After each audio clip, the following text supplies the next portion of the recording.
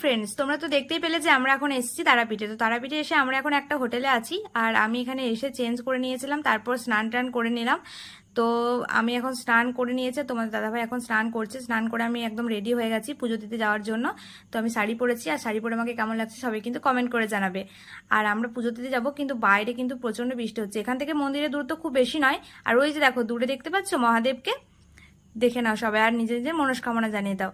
তো চলো আমরা এখন যাব মন্দিরে, আর মন্দিরে যাই, তারপর দেখা হচ্ছে। এই দেখো বন্ধুরা, আমরা মন্দিরে চলে এসেছি, কিন্তু মন্দিরে কিন্তু প্রচন্ড ভিড়, মানে অনেকটাই ভিড়। আর আমরা এখন একদম মন্দিরের সামনে আছি। মন্দির বন্ধ ছিল কিছুক্ষণের জন্য, 2 ঘন্টা মতো বন্ধ থাকে আশা করি, আমি ঠিক জানি না টাইমটা। মায়ের ভোগের জন্য 2 ঘন্টা বন্ধ থাকে। তো তারপর আমরা একদম মন্দিরের সামনে চলে এসেছি। এবার আর কিছুক্ষণের মধ্যেই আমরা মন্দিরের ভেতর প্রবেশ করব, একদম সামনে চলে এসেছি আমরা।